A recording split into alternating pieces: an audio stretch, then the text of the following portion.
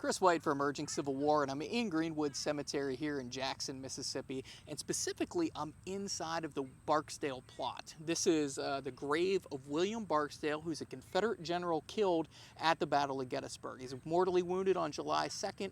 He'll die on July 3rd, 1863. Now, Barksdale is not a Mississippi native. He's technically from Tennessee, but he goes to college in Columbus, Mississippi, stays here in the state, and it's his adopted state. He'll go on to pass the bar, become a lawyer. He's also an editor of a newspaper. Barksdale goes off to the Civil War at the head of a Mississippi regiment and then eventually takes over 4 Mississippi regiments in what we call Barksdale's Brigade.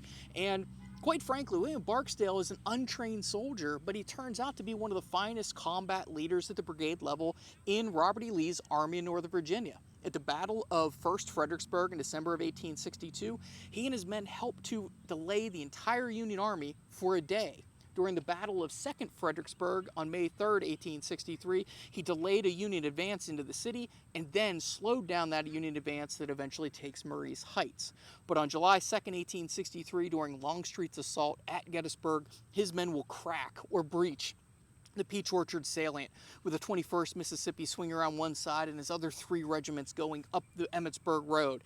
Eventually, Barksdale on horseback will be unhorsed, and men, potentially or possibly from the 26th Pennsylvania, there's some debate about who finds Barksdale, will find him wounded on the battlefield mortally. He's taken over to the Hummelsbaugh farm, where he's laid down in front of the Hummelsbaugh farm at Gettysburg along the Taneytown Road. And there Barksdale is basically gasping for air. It's going to be his last few hours. And up to him comes a man from the 148th Pennsylvania, a musician named Robert Cassidy.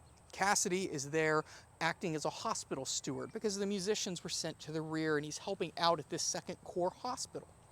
And he comes across this wounded Confederate general, and it's Barksdale. And for the last 24 or so hours of Barksdale's life, Cassidy will tend to Barksdale's every need.